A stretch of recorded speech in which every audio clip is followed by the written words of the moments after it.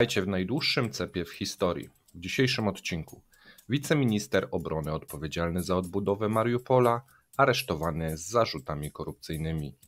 USA przygotowało pakiet sankcji dla chińskich banków. Senat USA zatwierdził pakiet pomocowy dla Ukrainy. Indie i Chiny dostarczają do Rosji skażone mięso. Płonie fabryka traktorów, ataki na składy paliw w kilku regionach. Putin nie boi się niczego. No prawie niczego. Musimy kopać i szukać. Łukaszenko nie chce uwierzyć, że na Białorusi nie ma dużych złóż ropy. Najpierw kraj, potem życie. Duma Państwowa skrytykowała Rosjan za niechęć do śmierci. Zapraszamy. Dzień dobry, z tej strony Mateusz Lech oraz Paweł Jerzowski. Witamy 24 kwietnia. To będzie chyba jeden z najdłuższych naszych cepów, bo bardzo dużo informacji sobie zebraliśmy. Pawle? Tak. Coś powiedzieć? Tak. Ja teraz potwierdzasz. Tak, słuchajcie, dzisiaj chyba 8 takich dłuższych informacji. Wszystkie wydają się dosyć istotne, natomiast zaczynamy od podziękowania, że z nami jesteście, że wspieracie i krótkiego przypomnienia, słuchajcie, jeżeli ktoś wspiera nas przez Tipay, przez Patronite, to jest ten moment, kiedy można odświeżyć tą subskrypcję, dlatego że one się często kończą, o tym wielokrotnie mówiliśmy. Czasami nie dostajecie powiadomienia na Patronite, a więc sprawdźcie, czy nadal wspieracie kanał i czy możecie brać udział w konkursach, bo dzisiaj będzie również konkurs kubkowy. Wczoraj udało się rozdać 2 kubki, natomiast zanim konkurs, to krótko informacja paskowa, jak obecnie sytuacja wygląda. Dobre informacje dla Rosjan, mamy tutaj korektę na walutach, na dolarze szczególnie, zeszliśmy poniżej 93, tego się chyba nikt nie spodziewał, bo nie było takich przewidywań, natomiast jeżeli chodzi o ropę i gaz, no tutaj w tym momencie mniej pozytywne informacje, ten gaz cały czas poniżej 30, ja, tak jak mówię, obstawiam, że to tak będzie się zachowywać przez najbliższy czas, to będą te okolice i ten punkt, gdzie ten rosyjski gaz, jeżeli się nic nie wydarzy na świecie, pewnie na dłuższy moment się zatrzyma. Jeżeli chodzi o ropę naftową, no to jest wyczekiwanie, ten rynek jest lekko wzrostowy na ten moment, natomiast zobaczymy, co się wydarzy, czy nie będzie jakiegoś większego ruchu, bo weszliśmy troszeczkę w taki boczny trend.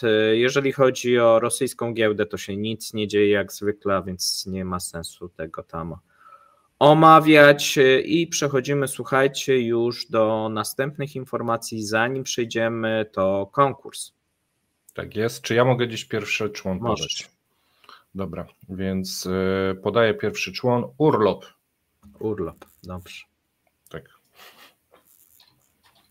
Urlop zapisujemy. Wy też sobie zapiszcie i zrobimy chyba taki sam system jak wczoraj. Rozdamy... Jak uważasz, ty jesteś kubkowy tutaj razem z... To zrobimy tak, że damy szansę tym, którzy obejrzą odcinek po południu. O godzinie punkt 21 zbiorę drugie zgłoszenie na kubek. Jeszcze jeden komunikat, zanim zaczniemy. Wczoraj komentarze nie działały i to komentarze nie działały nikomu, jeżeli chodzi o polskich youtuberów. Część uznała, że to YouTube im zabrania. Tak, no nie, słuchajcie, kolejna awaria. Ostatnio, jeżeli chodzi o kwiecień, no to korporacja tutaj nie ma szczęścia, bo tak naprawdę co 2 dni są awarie, są blokowanie kontentu, są właśnie blokowanie komentarzy, no jakieś takie dziwne rzeczy nie potrafią się ogarnąć. Mamy nadzieję, że może to się poprawi.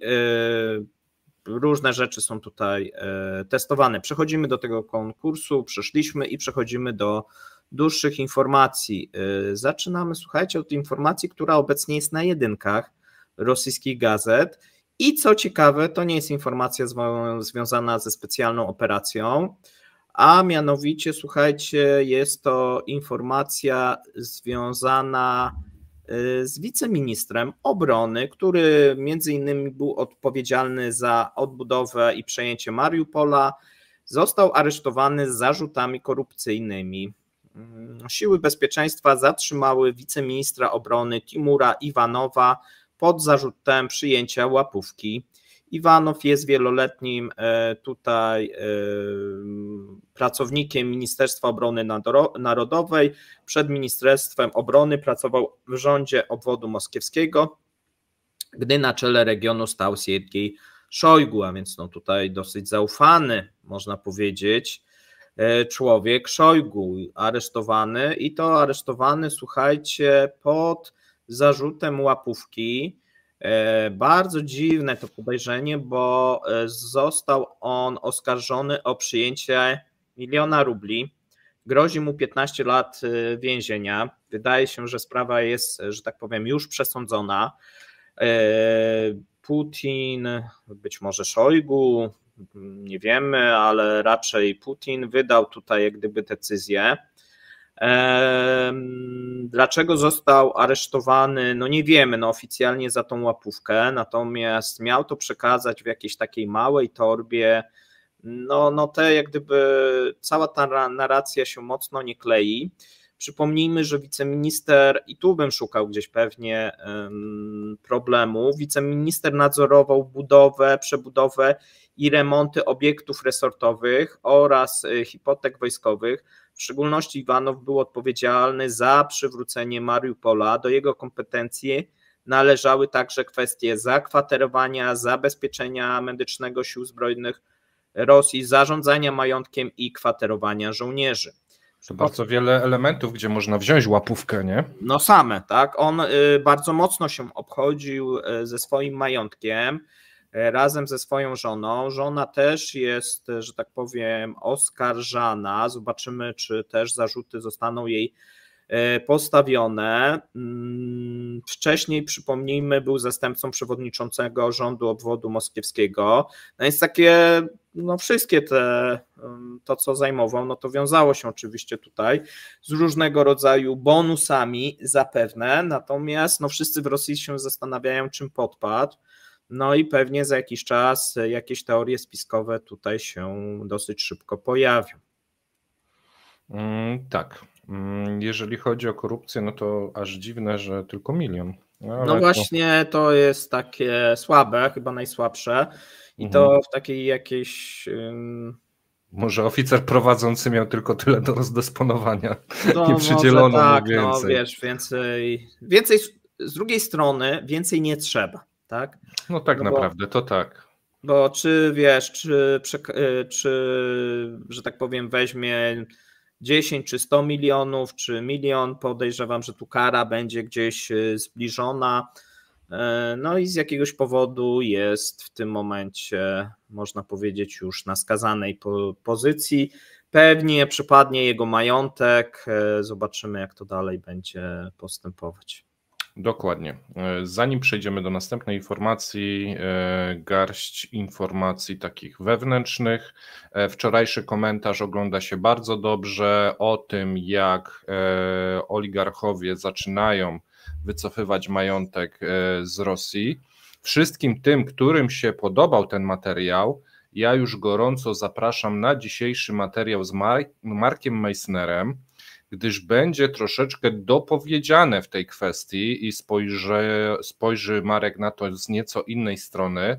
Już teraz zapraszam, a kto lubi oglądać Marka, a nie oglądał wczorajszego komentarza, to też polecam sobie nadrobić i będzie miał wtedy pakiet informacji taki w całości, a ja już przechodzę do następnego materiału, czyli USA przygotowało pakiet sankcji na banki chińskie. Stany Zjednoczone zamierzają użyć 2 potężnych broni, aby zmusić Chiny do zaprzestania wspierania rosyjskiego kompleksu wojskowo-przemysłowego, sankcji wobec chińskich banków oraz wpływu Europy, która ma bliskie powiązania gospodarcze z Chinami. Waszyngton przygotowuje pakiet sankcji na szereg chińskich banków, aby odciąć je od światowego systemu finansowego. W ostatnich tygodniach Waszyngton zwiększył presję na Pekin, co widać w sumie w statystykach, które na przykład podawaliśmy wczoraj czy przedwczoraj, ostrzegając podczas prywatnych spotkań i rozmów telefonicznych, że jest gotowy rozprawić się z instytucjami finansowymi handlującymi towarami, które mogłyby zostać wykorzystywane do produkcji broni. Sekretarz skarbu Janet Yellen, o której mówiliśmy z Łukaszem Kobierskim, ale i z Markiem Meissnerem w poprzednich programach, publicznie ostrzegła 2 tygodnie temu po wizycie w Pekinie, tu mam cytat: każdy bank, który angażuje się w znaczące transakcje dostarczające towary wojskowe lub towary podwójnego zastosowania dla rosyjskiego przemysłu obronnego, naraża się na ryzyko amerykańskich sankcji. Te kwestie poruszy także sekretarz stanu Antony Blinken, który już dziś przybędzie do Pekinu. Nie, wczoraj chyba przybył, bo to we wtorek. Czyli wczoraj przybył do Pekinu. Stany Zjednoczone mają nadzieję wykorzystać groźbę sankcji do przekonania chińskich przywódców do ograniczenia wsparcia dla rosyjskiego kompleksu wojskowo-przemysłowego, bez którego według Waszyngtonu Rosja nie będzie w stanie przywracać swojej potęgi militarnej. Rok temu Blinken przestrzegł Chiny przed udzielaniem Rosji pomocy wojskowej. No i Chiny wstrzymują się przed sprzedażą broni jako takiej, ale jednocześnie stały się głównym dostawcą chipów, elektroniki, obrabiarek i innego tego typu sprzętu. No i tu mamy takie twarde stwierdzenia, że Chiny zwiększają zdolności Rosji do prowadzenia wojny. No i chyba bardzo, bardzo w tym momencie chcą Amerykanie i Zachód przycisnąć Chiny. Myślisz, że to, co widzimy już w tych spadkach eksportu, na przykład maszyn, to jest to? Chińczycy robią krok w tył? Tak, że myślę, że część jak gdyby przygotowała się. Zobaczymy, jaki będzie efekt, no bo efekt może być taki, że Chiny pójdą na jakieś ostre zwarcie, a może być taki, że ustąpią. To, co do tej pory się działo, raczej wskazuje na to, że oni chcą tutaj ustąpić i jakiś mają swój zamysł, żeby przestać wspierać Rosję. Tak, trochę to tak wygląda. Tak to wygląda, to się jak gdyby składa. Widzimy, że od lutego, tak można powiedzieć, znaczy od stycznia już obserwowaliśmy, natomiast od lutego zaczął się takie dosyć duże problemy i spadek, jeżeli chodzi o obsługiwane transakcje. W marcu bardziej, w kwietniu bardziej, no to się te problemy jak gdyby się nasilają. Tu być może Chinom chodzi o taką, jakąś jak zwykle rozgrywkę, oni lubią takie akurat właśnie szachy. Rosji powiedzą, że to Amerykanie, że oni nic nie mogli, a moim zdaniem jakiś jest szerszy zamysł, jeżeli chodzi właśnie o przykręcenie troszeczkę kurka Rosjanom. I o tej kwestii też sobie rozmawialiśmy trochę z Markiem, więc już dzisiaj o 17:00 zapraszam. Marek też ma garść przemyśleń na ten temat. Tak, pamiętajmy też, że Chiny muszą dbać o własną gospodarkę, no tu kiedyś mówiliśmy, no tutaj wydaje się, że to nie jest odpowiedni jeszcze moment do ostrego starcia z Amerykanami w tym momencie. Też pamiętajmy, że wkraczamy w kampanię wyborczą, no i tutaj ta amerykańska retoryka będzie coraz bardziej antychińska, no bo tutaj, że tak powiem, zarówno Biden, jak i Trump będą się prześcigać w różnego rodzaju deklaracjach, żeby pokazać, że chronią tutaj te interesy Amerykanów i amerykańską gospodarkę. No będzie dużo populizmu tutaj, a jeżeli by się okazało, że Republikanie i Trump by doszedł do władzy, to myślę, że ten populizm zamieniłby się na takie twarde sankcje wobec właśnie Chin. A teraz tak, jeżeli by chcieli Amerykanie, kopnąć w kostkę Chińczyków, to co? Najpierw jeden bank pewnie, tylko żeby tak zademonstrować możliwości, jakby rzeczywiście mieli wprowadzić, czy od razu z grubej rury? Myślę, że myślę, że będą rozmowy. Że nic nie będzie, żadnych sankcji, ogłoszonych, natomiast po to właśnie pojechał, żeby rozmawiać. Ale to może Janet Yellen pojechała, to może już były te rozmowy, że my jesteśmy już po tych rozmowach tak naprawdę. A to jest taka tego. Przypominajka, nie? No, nie wiemy tego, wiesz, nie wiem, co było ustalone. Wiemy tylko to, co się dostało do prasy, a tam nic ciekawego nie było w tych oświadczeniach. Wydaje mi się, że trwają rozmowy i raczej tu bym był pesymistą dla Rosjan, może tak powiem, bo wydaje mi się, że Chiny mają jakiś zamysł, tak jak mówię, żeby nie pomagać albo ograniczyć tą pomoc, może tak powiem, bo pewnie jakaś kroplówka będzie, ale ona będzie coraz mniejsza. Tak naprawdę Chiny w tym momencie, wycofując się ze wsparcia dla Rosji, czy zmniejszając to wsparcie, kompletnie nic nie tracą, bo przejęli Rosję już, można powiedzieć, gospodarczo. Nieodwracalnie.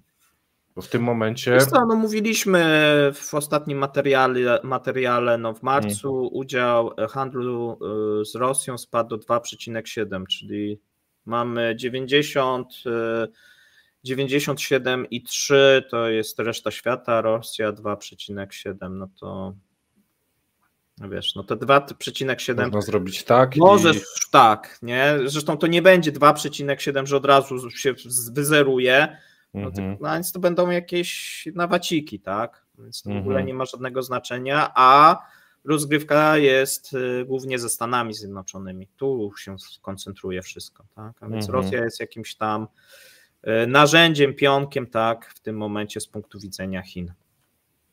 Okej, przechodzimy dalej. My sobie przejdziemy dalej. Słuchajcie, to było do przewidzenia. Tutaj część wątpiła. Pamiętam, że Mateusz wątpił, że ten pakiet amerykański dosyć szybko przejdzie. Tak. Mike Johnson, wiesz, w sumie nie spodziewało się. Dzisiaj czytałem informację, że nawet Rosjanie się nie spodziewali, że się Mike Johnson złamie i są zaskoczeni strasznie w tym momencie, bo liczyli na to, że będzie blokowany aż do wyborów Trumpa. Wiesz co, no to nie Mike Johnson się złamał, tylko Trump jak gdyby zmienił tutaj podejście. Znaczy Johnson może też się trochę złamał, natomiast bez jak gdyby tutaj aprobaty Trumpa nie byłoby tej wolty. No mówiłem, tak, tam były przeprowadzane też badania, no i wyszło to, co wyszło. Tutaj wydaje się też, że Trumpowi będzie wygodniej, nawet jeżeli by wygrał, rozmawiać z Rosją, no bo może powiedzieć, że nie będzie następnego pakietu, albo że będzie następny pakiet, tak, jakby było to wstrzymywane, no to w tym momencie mogłoby być już za późno, tak, no bo ta ofensywa rosyjska mogłaby spowodować to, że Rosjanie by przełamali ten front, tak, i zupełnie z innej pozycji nie chcieliby w ogóle nawet negocjować z Amerykanami, bo niby o co. A tak, no to cały czas jak gdyby wszystko jest w grze i myślę, że tutaj to zadecydowało w dużej mierze. Badania wewnętrzne, z których wynikało, że tą pomoc należy udzielić. No i potem właśnie, jeżeli Trump wygra, no to możliwość zatrzymania tej pomocy. Tak, czy nie udzielenia następnej, jeżeli chodzi o 2025, no bo mówi się, że ta pomoc, która została właśnie wczoraj przegłosowana w Senacie, no to jest mniej więcej rok pomocy wojskowej. Co zostało przegłosowane, bo nie tylko została przegłosowana ta ustawa, została przegłosowana również pomoc dla Izraela, Tajwanu, łącznie 95 miliardów dolarów, z czego ponad 60 miliardów, przypomnijmy, dla Ukrainy. Zagłosowała większość Senatu, zarówno ze strony republikańskiej, jak i ze strony demokratów. Przeciw natomiast było 18 senatorów, 79 za. No i teraz mamy już zapowiedź ze strony Bidena, że dziś chyba będzie jakiś podpis.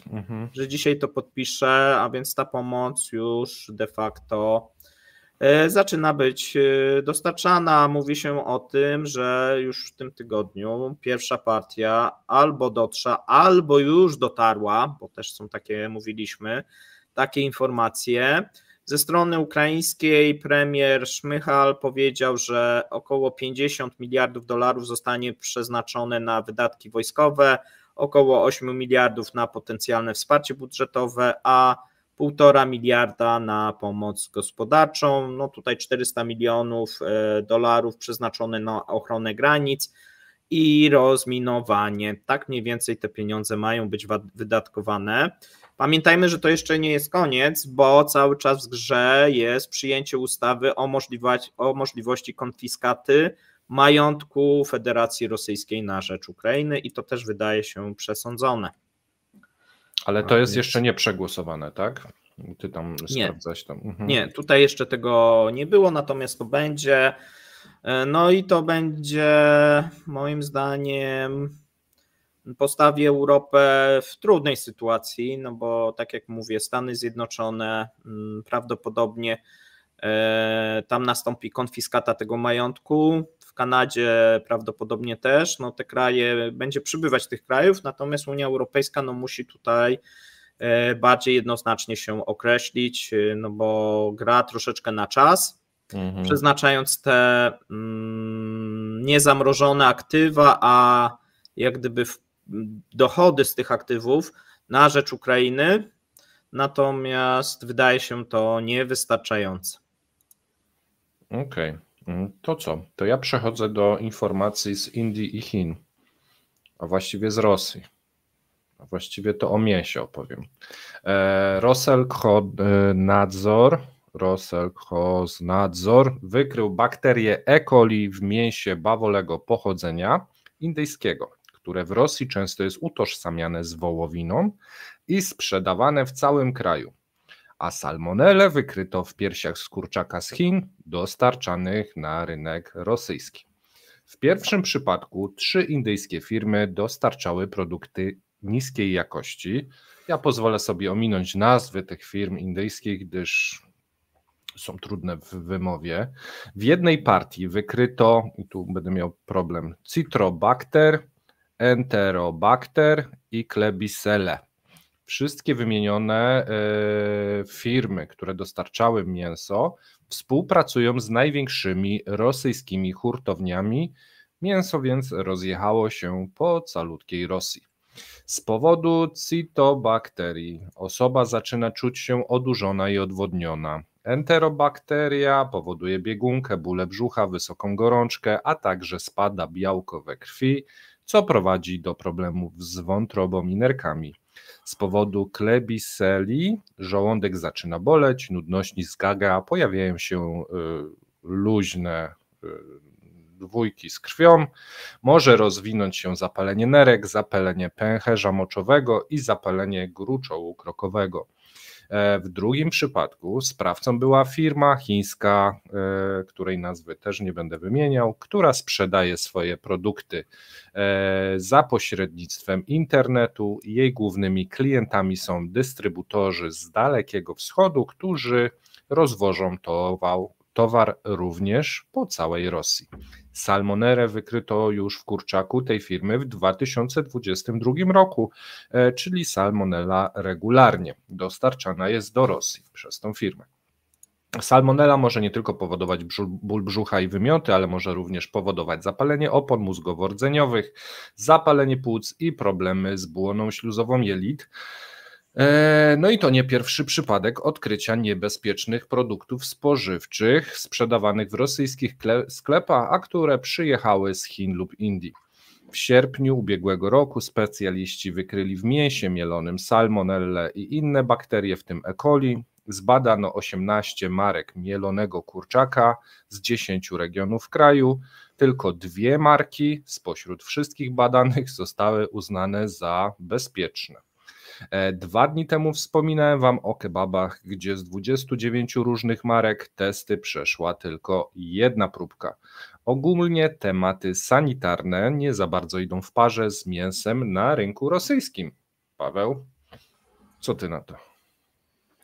Nie jadam mięsa rosyjskiego, więc nie mogę się wypowiedzieć. Tak. Chińskiego chyba też, ani indyjskiego. No więc ogólnie tego mięsa mało jadam, a więc też trudno wypowiedzieć. No słuchaj, znaczy pierwsze pytanie jest, bo często te względy fitosanitarne są takim wytrychem, żeby blokować jakieś dostawy z zagranicy. Tym razem wydaje się, że faktycznie jest jakiś problem. No i też wydaje się, że być może po prostu ten rynek rosyjski nie jest traktowany jako rynek premium. Że rzucają ochłapy takie, wiesz. No i tu jest jak gdyby chyba rozwiązanie tej zagadki, tak? Jak patrzą zdrowa krowa, a tej coś źle z oczu patrzy, to do Rosji, tak? Nie, może nawet nie tak, może jest, wiesz, że źle przechowywane to mięso, tam mamy różnego rodzaju... nie? Tak, pośredników, pamiętaj. My zrobimy za jakiś czas taki materiał dotyczący rosyjskich podróbek, bo tutaj jest nowy pomysł, pewnie jakiś komentarz należałoby zrobić, dotyczący tak zwanego importu równoległego, bo ma być pełne etykietowanie, no bo tam jest problem, więc podejrzewam, że jak tam jest problem, to na rynku żywnościowym też jest problem, tak? Zgredek mówi, że mu żal tych bakterii, co mają do rosyjskich jelit trafić. Co? O. Nie wiem, nie robiliśmy z nimi wywiadu, natomiast tak, Rosjanie często się nawadniają, tutaj mówimy o tym spożyciu dumy od wielu już, od dłuższego czasu, no widzimy totalną zmianę od 2022 można już tak traktować, że mamy powrót do lat 90. No i to akurat w latach 90. podobna sytuacja była, jeżeli chodzi o jakość tutaj powiedzmy produktów spożywczych. Z jednej strony ten nadzór dobrze, że działa, z drugiej strony są takie też pomysły, żeby przywracać to, co zostało właśnie zakazane przez nadzór, bo sieci handlowe naciskają na przykład na rząd, żeby te przeterminowane towary można było sprzedawać, tak? Tak, to... I z uszkodzonymi opakowaniami, tak? No i tylko, że w Rosji uszkodzone opakowanie to może, wiecie, oznaczać nie, że tam opakowanie jest tak, tylko że towar jest w trakcie rozkładu, tak? A więc to dosyć niebezpieczne może być. Ja widziałem wczoraj czy przedwczoraj filmik, nie za bardzo jest go nawet gdzie wrzucić u nas, bo na Jaruski to chyba za smutny, na wiadomości trochę za mało istotne, ale taki ciąg ludzi do śmietnika w Rosji. Tam chyba kilkanaście osób szło i grzebało w tych śmieciach. No nie wyglądało to zbyt przyjemnie. Łącząc to z tymi wszystkimi informacjami, które teraz mamy, no to słabo. Przejdźmy do następnych, może weselszych informacji, bo coś tam płonie. Tak, słuchajcie, no tutaj mamy informacje w tym momencie z kilku regionów, bo to nie jest tylko jeden region. Jeżeli chodzi o Rosję, płonie przede wszystkim fabryka traktorów w Lipiecku. Tutaj statki bezzałogowe zaatakowały fabrykę traktorów, a jak każda przyzwoita fabryka traktorów, oprócz traktorów produkuje podwozia dla sprzętu wojskowego. Na ten moment Rosjanie twierdzą, że obyło się bez szkód i nie ma żadnych strat, natomiast pewnie dowiemy się za kilka dni, jak faktycznie było. Jest też materiał zdjęciowy z tego ataku, natomiast ponieważ YouTube no strasznie szaleje i te ataki, te dronami zalicza do ataków terrorystycznych, no dziękujemy tutaj, algorytmowi, to nie możemy pokazywać, bo on nam po prostu zdejmuje te filmy, gdzie są pokazane. Być może komuś nie zdejmie, to czasami też jest losowe, tak, bo czasami po 2 tygodniach potrafi nam zdjąć film. Nasza bańka antydostępowa, algorytmowa nie działa. Więc... Tak, a więc musielibyśmy tu po kilka razy wrzucać, tak, czy nie wiem, czy jakoś tam zasłaniać czarnymi kwadratami, może by zadziałało, nie wiem.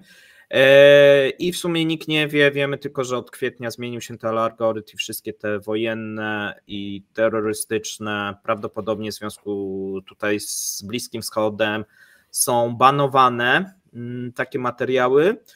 Natomiast oprócz, słuchajcie, fabryki traktorów, tak, tu w której wybuchł dosyć duży pożar, no to mamy też pożar w zakładach paliwowo-energetycznych w obwodzie smoleńskim. I tak podaje gubernator obwodu Wasilij Anochin. Natomiast z materiału również filmowego no widzimy, że zbiorniki w składach paliw po prostu płoną i to kilka zbiorników zostało zaatakowane. Na ten moment nie widzieliśmy, żeby pożar się rozprzestrzenił. Tam w obwodzie znajdują się dosyć duże składy tych paliw. No już wiemy, że kilka się spaliło na ten moment. Natomiast dotyczy to w tym momencie dwóch regionów, obwodu smoleńskiego i jarcewskiego. No i również podobna sytuacja, jeżeli chodzi o Woronezh. Co ciekawe, ten Woronezh już płonął podczas tego buntu Prigozina. No i to są te same składy, więc oni je odbudowali, no ale okazało się, że tak samo dobrze. Tak samo dobrze je odbudowali. No, ja widziałem jeszcze, wiesz co, tak. jak scrollowałem tuż przed startem coś w obwodzie smoleńskim. No to właśnie to przeczytałem. Aha, że to... Tak, w obwodzie smoleńskim mieliśmy sytuację, że składy paliw, mamy też tą wypowiedź gubernatora.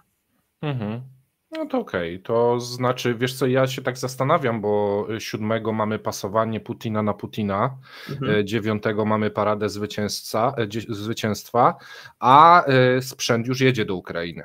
I ja się tak zastanawiam. Są duże obawy po stronie rosyjskiej, że teraz Ukraińcy odkręcą ten kurek, bo troszeczkę nie wiedzieli, nie chcieli pewnie robić większych ataków ze względu na to, że może nie dostaną tego sprzętu, będzie potrzebny właśnie w jakiś sposób w defensywie później. Natomiast ponieważ będzie tutaj wsparcie, jeżeli przede wszystkim chodzi o amunicję, tutaj część ekspertów mówi, że jest okienko i mówi, że jest okienko od dzisiaj. No tego okienka moim zdaniem do końca nie ma dla Rosjan, no bo te dostawy wiadomo, one tam będą troszeczkę trwać.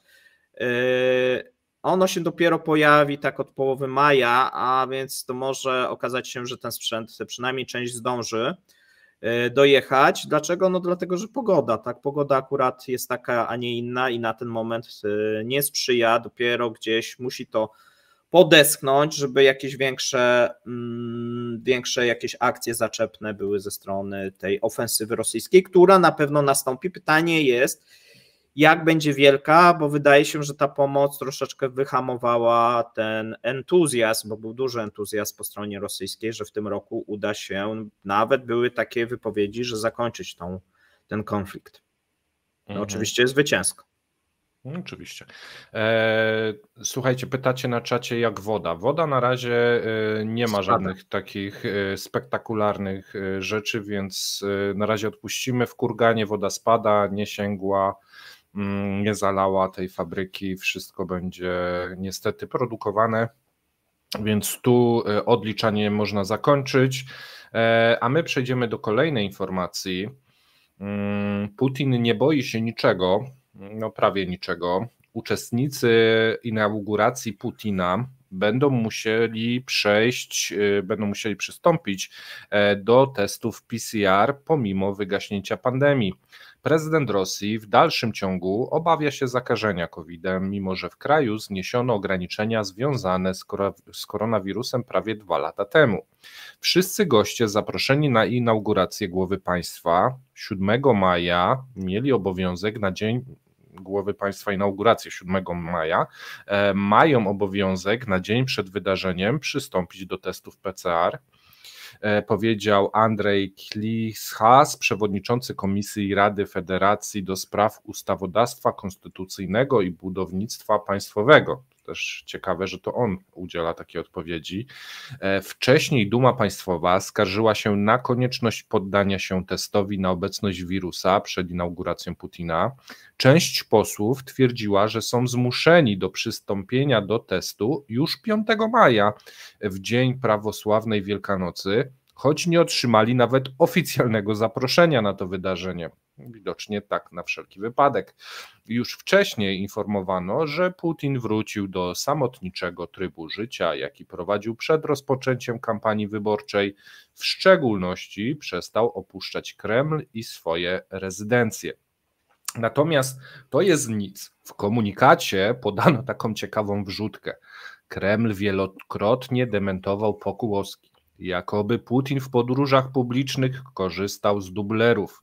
Sam zaś przesiadywał w bunkrze w obawie o swoje bezpieczeństwo i zdrowie.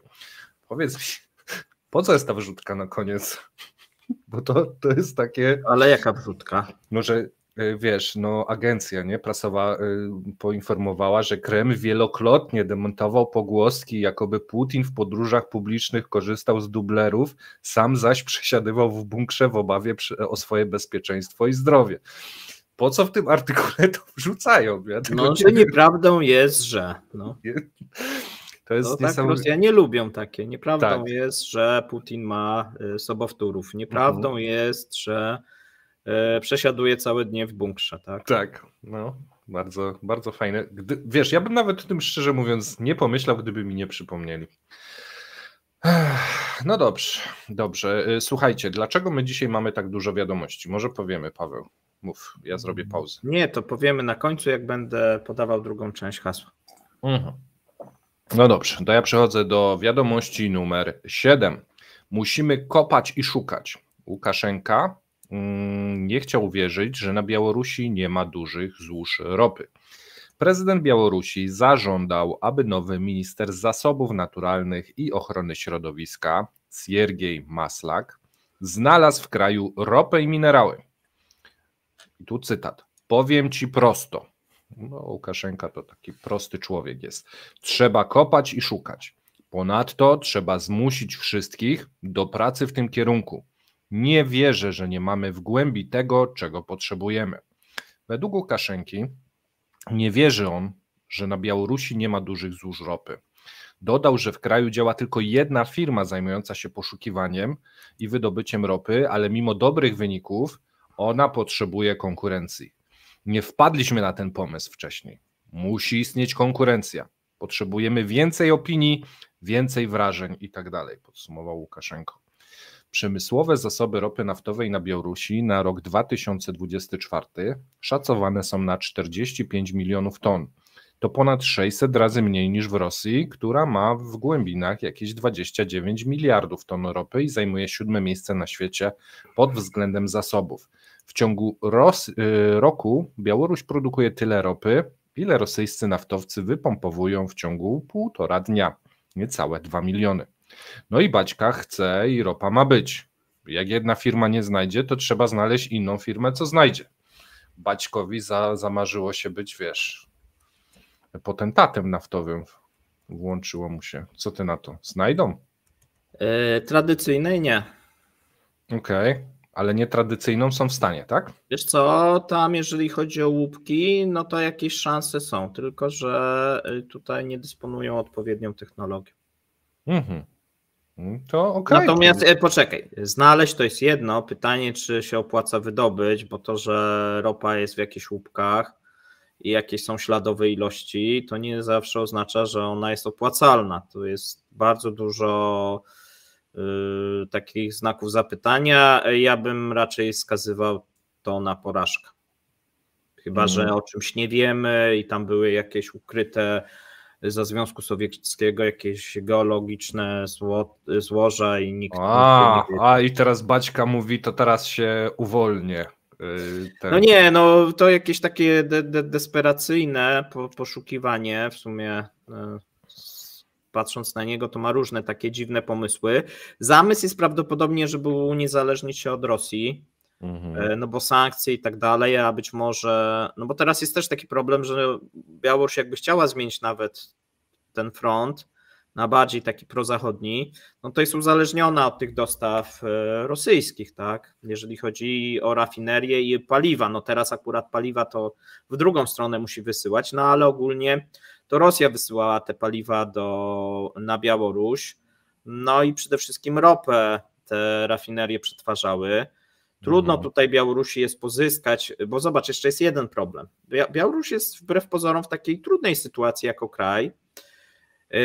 Jest skazana na sąsiadów, nie ma dostępu do morza. Teraz bodajże za 100 miliardów rubli w Ustłudze jest przebudowywany na potrzeby właśnie Białorusi port.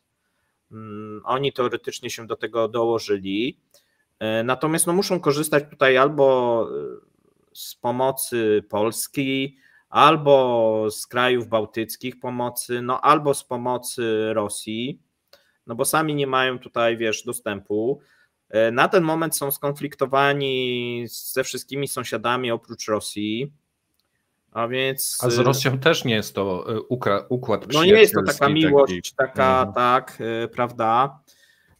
No chyba, że staną się częścią Rosji, no to wtedy może będzie łatwiej, no ale też będą traktowani w tej Rosji jako tej kraj drugiej kategorii. W tym momencie na Białorusi oni nie mają tak źle jak w Rosji w wielu elementach. Tak. No tam jest czyściej, lepiej zorganizowane, niektóre rzeczy są, więc to też się nie marzy, żeby przyłączać się do tego rosyjskiego miru. Znaczy są tacy, co się marzy oczywiście, to w Polsce też są tacy, co się im marzy, żeby tutaj był rosyjski mir. Natomiast no, większość akurat Białorusinów nie tęskni, tak? Woli nawet tego Łukaszenkę, no, niż Putina, no i wplątanie też w konflikt, tak? Tu trzeba przyznać Łukaszence, że 2 lata i się jeszcze nie dał wplątać. Wiesz, na pełną skalę, no bo wije się jak wąż. A propos wicia się jak wąż, to może troszeczkę cytatów z Dumy Państwowej, tak już na zakończenie. Najpierw kraj, potem życie. Duma Państwowa skrytykowała Rosjan, słuchajcie, za niechęć do śmierci. Bezczelni Rosjanie. Ci obywatele Rosji, dla których życie jest najważniejsze, mogą sprzedać kraj, powiedział deputowany do Dumy Państwowej Aleksiej Żurawlew. Wychowałem się w przeświadczeniu, najpierw kraj, potem rodzina i przyjaciele, a potem moje wartości, dopiero potem życie. Jak sobie radzimy teraz? Wiadomo, życie jest najważniejsze. I to powiedział z takim, rozżaleniem. Narzekał poseł, myśląc o tym, kto będzie walczył i jak wybuchnie wielka wojna. Żurawlew zasłynął w 2020 roku, kiedy w propagandowym programie 60 minut w telewizji rosyjskiej jedynce powiedział, że w Danii rzekomo istnieje specjalny burdel dla zoofilów, w którym można zgwałcić żółwia. Tak więc wiecie, my wybieramy się na urlop, ale na wszelki wypadek żaden z nas nie jedzie do Danii. A poważnie mówiąc, jeśli posłucha się takich jak Żurawlew, to można zrozumieć, dlaczego ten kraj podąża w taką stronę, a nie inną. Ciężkie tematy, Paweł. Tak, tu zgadzam. Ja nie wiem, z tego Żurawlewa chyba chcę, żeby nam YouTube kanał zbanował. Cytujesz. Natomiast przejdziemy już do drugiej części właśnie hasła, bo Mateusz już uprzedził. A więc Mateusza nadjeżdża. O! To nie imię. Okej. Tak. Wrzućmy... To trudne będzie, bo można zrobić błędy ortograficzne. Przyjmujemy bez błędów ortograficznych. Jeden kubek leci teraz, drugi o 21:00. Damy szansę tym ludziom, którzy pracują i nie mogą oglądać na żywo, więc zrobimy 2 losowania. Słuchajcie, tak, w najbliższych dniach może być nas mniej, jeżeli chodzi o tematy na żywo, bo nie wiemy, jak będzie u nas z internetem. Materiały jakieś mamy nagrane, więc popołudnia są dzisiaj Marek, jutro mamy ten raport, na piątek coś mamy, na niedzielę mamy Łukasza Kobierskiego lub będziemy mieli. A co więcej, to będziemy... Aha, i Jaruski udało nam się ogarnąć, więc też będzie... A tak, co więcej, wyjątkowy odcinek Jaruski, na który serdecznie już w sobotę zapraszamy. Będzie inaczej niż zwykle, pewnie Was kolejny raz zaskoczymy, lubimy zaskakiwać. Dzisiaj dziękujemy, życzymy miłej środy, tak, miłego dnia. Zapraszamy na Marka o 17:00. O 17:00 się widzimy. Trzymajcie się. Cześć. Cześć.